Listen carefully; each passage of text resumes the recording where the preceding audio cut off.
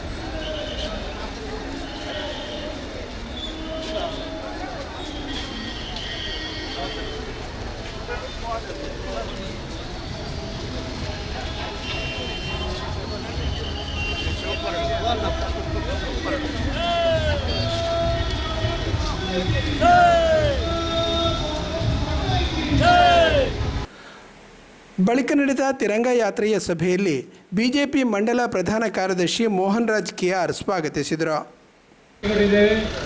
ಈ ತಿರಂಗ ಯಾತ್ರೆಯಲ್ಲಿರ್ತಕ್ಕಂಥ ಜಗದೀಶ್ ಗೋಯತ್ವಾಲ್ ಅವರನ್ನು ಕೂಡ ಈ ಕಾರ್ಯಕ್ರಮಕ್ಕೆ ಹೃದಯಪೂರ್ವಕವಾಗಿ ಸ್ವಾಗತಿಸ್ತಾ ಇದ್ದೀನಿ. ಇಂದಿನ ಈ ಕಾರ್ಯಕ್ರಮದಲ್ಲಿ ಉಪಸ್ಥಿತಿರುವಂಥ ಭಾರತೀಯ ಜನತಾ ಪಾರ್ಟಿಯ ಜಿಲ್ಲಾಧ್ಯಕ್ಷರು ನಮ್ಮೆಲ್ಲರ ನಾಯಕರಾದಂಥ ಸತೀಶ್ ಕುಪ್ಪಲ್ ಅವರನ್ನು ಕೂಡ ಈ ಕಾರ್ಯಕ್ರಮಕ್ಕೆ ನಾವು ಸ್ವಾಗತ ಮಾಡ್ತಾ ಇದ್ದೇವೆ. ಹಾಗೆ ಇಂದಿನ ಈ ಕಾರ್ಯಕ್ರಮದಲ್ಲಿ ಉಪಸ್ಥಿತಿರುವಂಥ ಭಾರತೀಯ ಜನತಾ ಪಾರ್ಟಿಯ ಹಿರಿಯ ನಾಯಕರು ಮಾಜಿ MLCಗಳು ಆಗಿರ್ತಕ್ಕಂಥ ಮೋನಪ್ಪ ಭಂಡಾರಿ ಅವರಿದ್ದಾರೆ. ಅವರನ್ನು ಕೂಡ ಈ ಕಾರ್ಯಕ್ರಮಕ್ಕೆ ಹೃದಯಪೂರ್ವಕವಾಗಿ ಸ್ವಾಗತಿಸ್ತಾ ಇದ್ದೇನೆ. ಇಂದಿನ ಈ ಕಾರ್ಯಕ್ರಮದಲ್ಲಿ ಮಂಗಳೂರು ವಿಧಾನಸಭಾ ಕ್ಷೇತ್ರ ಬಿಜೆಪಿಯ ಪ್ರಭಾರಿಗಳು, ಇಲ್ಲಿಯ ಉಪಾಧ್ಯಕ್ಷರು ಆಗಿರ್ತಕ್ಕಂಥ ಶ್ರೀಮತಿ ಪೂಜಾ ಪೈ ಅವರಿದ್ದಾರೆ. ಅವರನ್ನು ಕೂಡ ಈ ಕಾರ್ಯಕ್ರಮಕ್ಕೆ ಹೃದಯಪೂರ್ವಕವಾಗಿ ಸ್ವಾಗತಿಸ್ತಾ ಇದ್ದೇನೆ. ಹಾಗೆ ನಮ್ಮ ಈ ಕಾರ್ಯಕ್ರಮದಲ್ಲಿ ಉಪಸ್ಥಿತಿರುವಂಥ ಭಾರತೀಯ ಜನತಾ ಪಾರ್ಟಿಯ ಜಿಲ್ಲಾ ಉಪಾಧ್ಯಕ್ಷರು ಆಗಿರ್ತಕ್ಕಂಥ ರವೀಂದ್ರ ಶೆಟ್ಟಿ ಉಳಿಯುತ್ತಿದ್ದಾರೆ. ಅವರನ್ನು ಕೂಡ ಈ ಕಾರ್ಯಕ್ರಮಕ್ಕೆ ಹೃದಯಪೂರ್ವಕವಾಗಿ ಸ್ವಾಗತಿಸ್ತಾ ಇದ್ದೇನೆ. ಕಾರ್ಗಿಲ್ ಯೋಧ ಪ್ರವೀಣ್ ಶೆಟ್ಟಿ ಪಿಲಾರು ತಿರಂಗ ಯಾತ್ರೆಗೆ ಚಾಲನೆ ನೀಡಿದ್ದರು. ಜಿಲ್ಲಾಧ್ಯಕ್ಷರಾದ ಸತೀಶ್ ಕುಂಪಲ ಮಾತನಾಡಿ, ಎಲ್ಲರ ಮನೆಯಲ್ಲೂ ತಿರಂಗ ಧ್ವಜ ಹಾರಿಸುವ ಮೂಲಕ ಅರ್ಥಪೂರ್ಣವಾಗಿ ಸ್ವಾತಂತ್ರ್ಯ ದಿನವನ್ನು ಆಚರಿಸಬೇಕು ಎಂದರು. बोलो भारत माता की, बोलो भारत माता की, ವಂದೇ ವಂದೇ. 80ನೇ ಸ್ವಾತಂತ್ರ್ಯೋತ್ಸವದ ಅಂಗವಾಗಿ ಇಡೀ ದೇಶದಲ್ಲಿ, ವಿಶೇಷವಾಗಿ ನಮ್ಮ ದೇಶದ ಪ್ರಧಾನಮಂತ್ರಿ ಶ್ರೀ ನರೇಂದ್ರ ಮೋದಿ ಅವರ ಕಲ್ಪನೆ ಈ ಕಾರ್ಯಕ್ರಮ ದೇಶವನ್ನು ಸಂಘಟಿಸುವ ನಿಟ್ಟಿನಲ್ಲಿ ಮತ್ತು ದೇಶದ ಎಲ್ಲರೂ ಕೂಡ ಇಡೀ ವಿಶ್ವದ ಅತ್ಯಂತ ದೊಡ್ಡ ಪ್ರಜಾತಂತ್ರ ವ್ಯವಸ್ಥೆಯಲ್ಲಿರುವಂಥ ಭಾರತದ ಅತ್ಯಂತ ದೊಡ್ಡ ಉತ್ಸವ ಅದು ಸ್ವಾತಂತ್ರ್ಯೋತ್ಸವ. ಬರುವ 15ರಂದು ನಡೆಯುವಂಥ 80ನೇ ವರ್ಷದ ಸ್ವಾತಂತ್ರ್ಯೋತ್ಸವದ ಅಂಗವಾಗಿ ದೇಶದ ಮೂಲೆ ಮೂಲೆಯಲ್ಲಿ ತಿರಂಗ ಯಾತ್ರೆ ಮಾಡುವುದರ ಮುಖಾಂತರ ಈ ದೇಶದ ಎಲ್ಲ ವರ್ಗದ ಎಲ್ಲ ದೇಶದಲ್ಲಿರುವಂಥ ಎಲ್ಲ ಪ್ರಜೆಗಳು ಕೂಡ ಈ ಉತ್ಸವದಲ್ಲಿ ಅತ್ಯಂತ ಕ್ರಿಯಾಶೀಲವಾಗಿ ಭಾಗವಹಿಸುವುದರ ಮುಖಾಂತರ ದೇಶದಲ್ಲಿ ಈ ಉತ್ಸವವನ್ನು ಅತ್ಯಂತ ಯಶಸ್ವಿಯಾಗಿ ನಡೆಸಬೇಕೆನ್ನುವ ಹಿನ್ನೆಲೆಯಲ್ಲಿ ಈ ಒಂದು ದೇಶ ಪ್ರೇಮಿ ಕಾರ್ಯಕ್ರಮವನ್ನು ನಮ್ಮ ರಾಷ್ಟ್ರೀಯ ಅಧ್ಯಕ್ಷರ ಸೂಚನೆಯ ಮೇರೆಗೆ, ಸನ್ಮಾನ್ಯ ನಿತಿನ್ ನಬೀನ್ ಅವರ ಸೂಚನೆ ಮೇರೆಗೆ ಎಲ್ಲ ವಿಧಾನಸಭಾ ಕ್ಷೇತ್ರದಲ್ಲಿ ಈ ಕಾರ್ಯಕ್ರಮವನ್ನು ಆಯೋಜನೆ ಮಾಡಿದ್ದೇವೆ.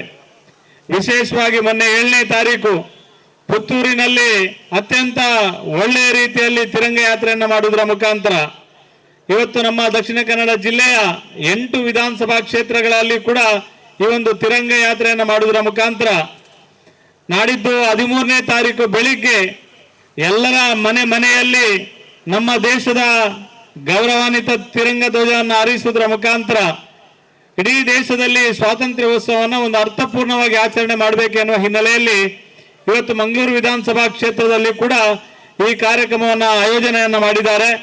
ವಿಶೇಷವಾಗಿ ಈ ಕಾರ್ಯಕ್ರಮದ ನೇತೃತ್ವವನ್ನು ವಹಿಸಿರುವಂತಹ ನಮ್ಮ ಮಂಡಲದ ಅಧ್ಯಕ್ಷರಾದ ಜಗದೀಶ್ ಆಳ್ವರು, ನಮ್ಮ ಪ್ರಧಾನ ಕಾರ್ಯದರ್ಶಿಗಳಾದ ದಯಾನಂದ ತೊಕ್ಕೊಟ್ಟು ಮತ್ತು ಮೋಹನ್ ರಾಜ್ KR ವಕೀಲರು, ಅದೇ ರೀತಿ ವಿಶೇಷವಾಗಿ ಜಿಲ್ಲೆಯ ಉಪಾಧ್ಯಕ್ಷರು ಮತ್ತು ನಮ್ಮೆಲ್ಲ ಆತ್ಮೀಯರಾದ ರವೀಂದ್ರ ಶೆಟ್ಟಿ ಉರಿದೊಟ್ಟ ಅವರು, ವಿಶೇಷವಾಗಿ ಕಾರ್ಗಿಲ್ ಯುದ್ಧದಲ್ಲಿ ನೇರವಾಗಿ ಭಾಗವಹಿಸಿರುವಂಥ ನಮ್ಮದೇ ಪಿಲಾರಿನ ನಮ್ಮ ಅತ್ಯಂತ ಆತ್ಮೀಯರು, ನಮ್ಮ ಎಲ್ಲ ಕೆಲಸ ಕಾರ್ಯಗಳಲ್ಲಿ ಈ ಸಾಂಸ್ಕೃತಿಕ ಕಾರ್ಯಕ್ರಮ ಆಗಿರಲಿ ಅಥವಾ ದೇಶಭಕ್ತಿ ಯಾವುದೇ ಕಾರ್ಯಕ್ರಮದಲ್ಲಿ ಸಕ್ರಿಯವಾಗಿ ಭಾಗವಹಿಸುವಂತ ಶ್ರೀ ಪ್ರವೀಣ್ ಶೆಟ್ಟಿ ಪಿಲಾರು ಇವರು ಈ ಒಂದು ತಿರಂಗ ಯಾತ್ರೆಗೆ ಚಾಲನೆ ಕೊಡುವುದರ ಮುಖಾಂತರ ಈ ಒಂದು ಅರ್ಥಪೂರ್ಣದ ಕಾರ್ಯಕ್ರಮವನ್ನು ಇವತ್ತು ಆಯೋಜನೆ ಮಾಡಿದ್ದಾರೆ. ವಿಶೇಷವಾಗಿ ಈ ಕಾರ್ಯಕ್ರಮದ ಮಹತ್ವವನ್ನು ನಮ್ಮೆಲ್ಲರ ಹಿರಿಯರು, ನ್ಯಾಯವಾದಿಗಳು, ಜಿಲ್ಲೆಯ ಮಾಜಿ ಅಧ್ಯಕ್ಷರು, ವಿಶೇಷವಾಗಿ ವಿಧಾನ ಪರಿಷತ್ನ ಸದಸ್ಯರಾಗಿ ಈ ಭಾಗಕ್ಕೆ ವಿಶೇಷವಾಗಿ ನಮಗೆ ಕೊಡುಗೆಯನ್ನು ಕೊಟ್ಟಿರುವಂತಹ ಸನ್ಮಾನ್ಯ ಮೋಹನಪ್ಪ ಭಂಡಾರಿ ಅವರು ಈ ಒಂದು ಕಾರ್ಯಕ್ರಮದ ದಿಕ್ಸೂಚಿ ಭಾಷಣವನ್ನು ಕೂಡ ಮಾಡಲಿಕ್ಕಿದ್ದಾರೆ. ನಾನು ವಿನಂತಿಯನ್ನು ಮಾಡ್ತೇನೆ, ಈ ಪ್ರದೇಶದಲ್ಲಿರುವಂತಹ ಪ್ರತಿಯೊಬ್ಬರು ಕೂಡ ನಾಡಿದ್ದು 13ನೇ ತಾರೀಕು ಮನೆಯಲ್ಲಿ ತಿರಂಗ ಧ್ವಜವನ್ನು ಅರಳಿಸುವುದರ ಮುಖಾಂತರ 80ನೇ ವರ್ಷದ ಈ ಒಂದು ಸ್ವಾತಂತ್ರ್ಯೋತ್ಸವವನ್ನು ಅರ್ಥಪೂರ್ಣವಾಗಿ ನಾವೆಲ್ಲ ಆಚರಣೆ ಮಾಡೋಣ. ಮುಂದಿನ ದಿನಗಳಲ್ಲಿ 2047ಕ್ಕೆ 100 ವರ್ಷ ಆಗುವಂತ ಸಂದರ್ಭದಲ್ಲಿ ಇಡೀ ದೇಶ ವಿಕಸಿತ ಭಾರತ ಆಗಬೇಕೆನ್ನುವ ನರೇಂದ್ರ ಮೋದಿ ಅವರ ಕಲ್ಪನೆಯನ್ನ ಸಾಕಾರಗೊಳಿಸಲಿಕ್ಕೆ ಈ ಒಂದು ತಿರಂಗ ಯಾತ್ರೆ ಅತ್ಯಂತ ಮಹತ್ವದ ಹೆಜ್ಜೆ ಅಂತ ನಾವೆಲ್ಲ ತಿಳ್ಕೊಂಡಿದ್ದೇವೆ. ಅಭಿವೃದ್ಧಿ ಮತ್ತು ಬಡವರ ಕಲ್ಯಾಣ ಎಲ್ಲ ಸಂಗತಿಯನ್ನು ಮುಂದಿಟ್ಟುಕೊಂಡು ಕಳೆದ 12 ವರ್ಷಗಳಿಂದ ನರೇಂದ್ರ ಮೋದಿ ಅವರು ದೇಶಕ್ಕೆ ಒಂದು ಸಮರ್ಥ ಆಡಳಿತ ಕೊಟ್ಟಿರುವಂತ ನಮ್ಮೆಲ್ಲರ ನೆಚ್ಚಿನ ಪ್ರಧಾನಮಂತ್ರಿಯವರ ಈ ಒಂದು ಸಂಕಲ್ಪದ ಕಾರ್ಯಕ್ರಮವನ್ನು ನಾವೆಲ್ಲ ಯಶಸ್ವಿಯಾಗಿ ನಡೆಸುವ ಎನ್ನುವ ಬಿಜೆಪಿ ಮಂಗಳೂರು ಮಂಡಲದ ಅಧ್ಯಕ್ಷರಾದ ಜಗದೀಶ್ ಆಳ್ವ ಕುವೆತ್ತಬೈಲು ಮಾತನಾಡಿದರು. ಈ ತಿರಂಗ ಯಾತ್ರೆ ನಮ್ಮ ದೇಶದ ಪ್ರಧಾನಮಂತ್ರಿ 2014ರಲ್ಲಿ ದೇವದೂತರಂತೆ ಬಂದು ಈ ದೇಶದ ಚುಕ್ಕಾಣಿಯನ್ನು ಹಿಡಿದಾಗ ಭಾರತದ ಸ್ಥಿತಿ ಅಧೋಗತಿಗೆ ಹೋಗುವಂತಹ ಸ್ಥಿತಿಯಲ್ಲಿತ್ತು. ಅವರ 12 ವರ್ಷಗಳ ಆಡಳಿತದಲ್ಲಿ ಭಾರತವನ್ನು ಯಶಸ್ವಿಯಾಗಿ ಮುನ್ನಡೆಸುತ್ತಾ ಇವತ್ತು ಧೈರ್ಯವಾಗಿ ಈ ಹೃದಯ ಭಾಗದಲ್ಲಿ ತಿರಂಗವನ್ನು ಅರಳಿಸುವಂತಹ ದೊಡ್ಡ ಸೌಭಾಗ್ಯವನ್ನು ನಮ್ಮ ಜನತೆಗೆ ಕೊಟ್ಟಿದ್ದಾರೆ ಅಂತ ಹೇಳಲಿಕ್ಕೆ ನಾನು ಪ್ರಧಾನಿಯವರ ಬಗ್ಗೆ ನಾನು ಮೆಚ್ಚುಗೆಯನ್ನು ಹೇಳಲಿಕ್ಕೆ ನಾನು ಇಷ್ಟಪಡುತ್ತೇನೆ. ನಮ್ಮ ತಿರಂಗ ಯಾತ್ರೆ ಇವತ್ತು ಆರಂಭಗೊಂಡು ಇದು ಕೇವಲ ಈಗ ತಾನೇ ಉಳ್ಳಾಲದ ಹೃದಯ ಭಾಗದಲ್ಲಿ ಶುರುವಾಗಿದೆ.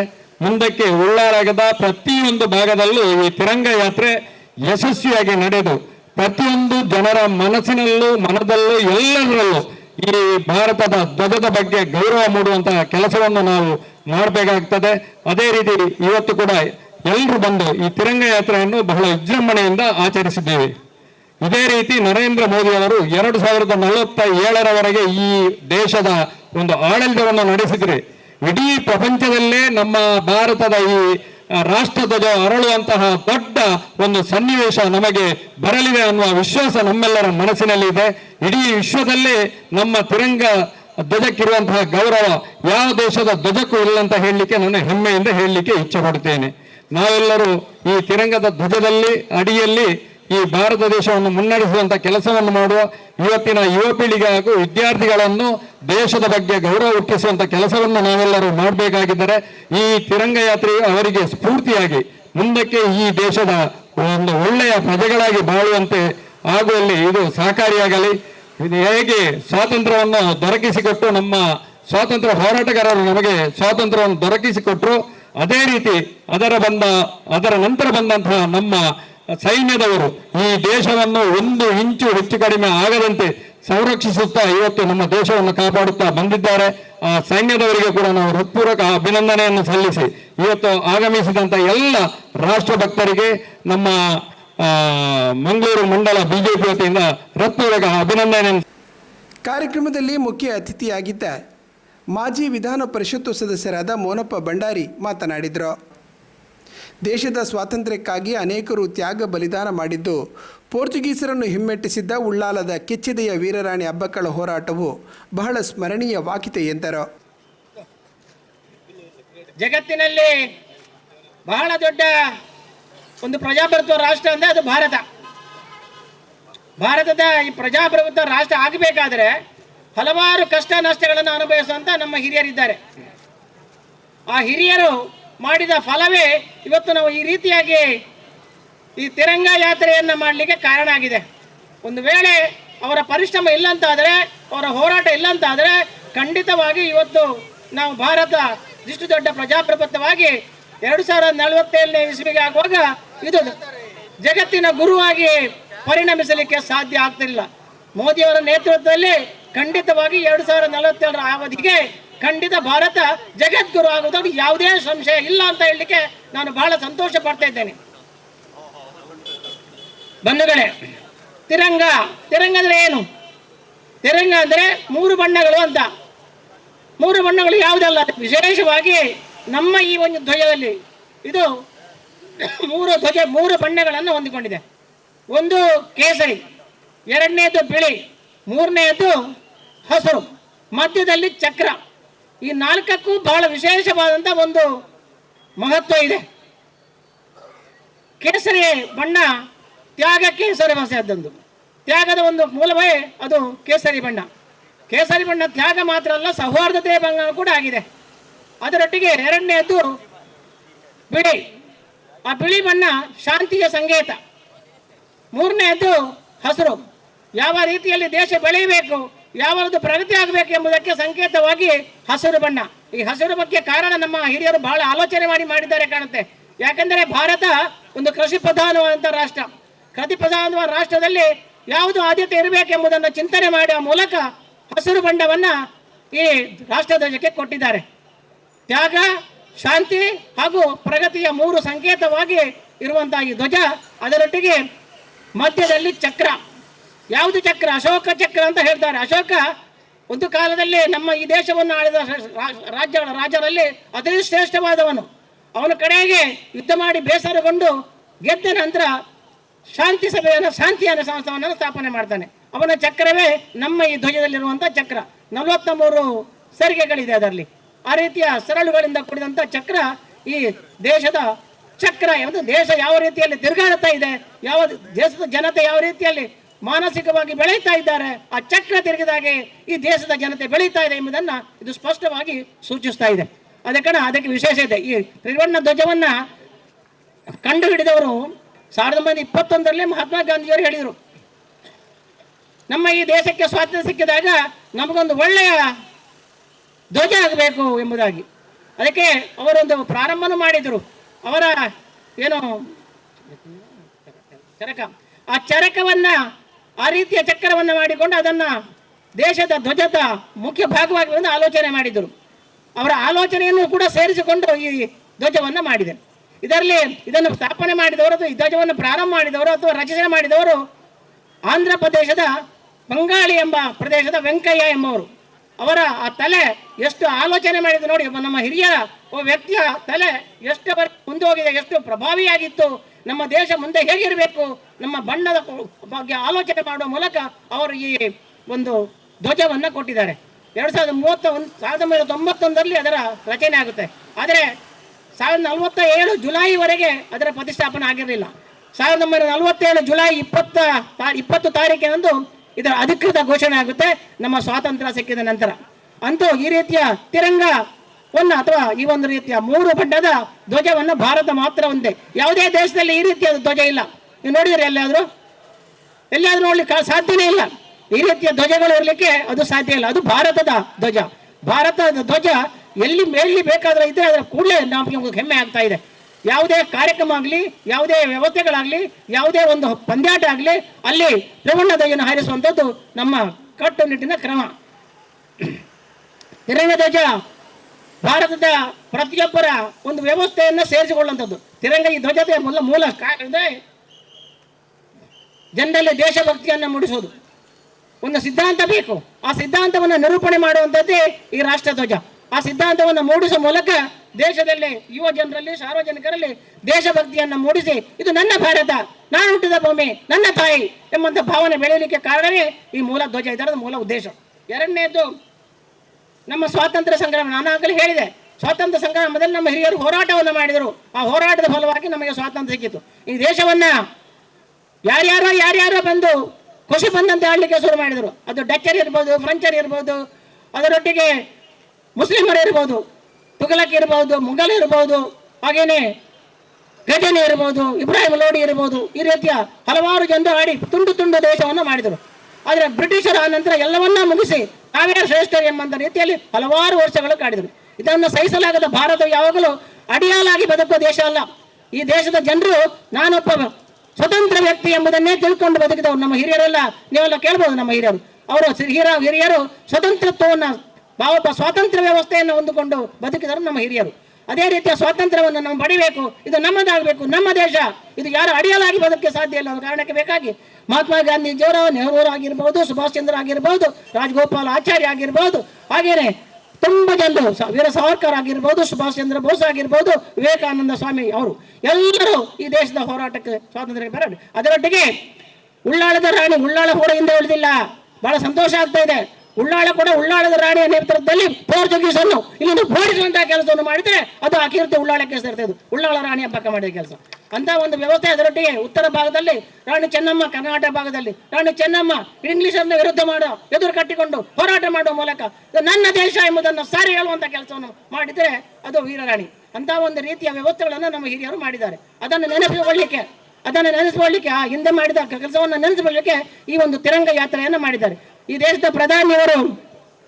ಅದರೊಟ್ಟಿಗೆ ಇನ್ನೊಂದು ಅಂಶ, ಈಗಾಗಲೇ ನಮ್ಮೊಟ್ಟಿಗೆ ಒಬ್ಬ ಸೈನಿಕರಿದ್ದಾರೆ, ಪ್ರವೀಣರು. ಅವರಂತ ತುಂಬ ಕಾರ್ಗಿಲ್ದಲ್ಲಿ ಹೋರಾಟ ಮಾಡಿದವರು, ತುಂಬ ಸೈನಿಕರು, ತುಂಬ ನಮ್ಮ ದೇಶಭಕ್ತ ಬಂಧುಗಳು ಈ ದೇಶವನ್ನು ಉಳಿಸಲಿಕ್ಕೆ ಬೇಕಾಗಿ ತಮ್ಮ ಪ್ರಾಣವನ್ನೇ ತೆಗೆದಿದ್ದಾರೆ, ಪ್ರಾಣವನ್ನೇ ಬಿಟ್ಟಿದ್ದಾರೆ. ಮೊನ್ನೆ ಏನು ಪಾಕಿಸ್ತಾನ ನಮ್ಮ ಮೇಲೆ ಆಕ್ರಮಣ ಮಾಡಿದಾಗ ಸಿಂಧೂರ ಅದರ ಮೂಲಕ ಆ ಒಂದು ಹೋರಾಟವನ್ನು ಮಾಡುವ ಮೂಲಕ ಭಾರತ ಏನು ಎಂಬುದನ್ನು ಜಗತ್ತಿಗೆ ತೋರಿಸಿಕೊಡುವಂತಹ ಕೆಲಸವನ್ನ ಅದು ಈ ಧ್ವಜದಲ್ಲಿ ಮಾಡಿದ್ದು.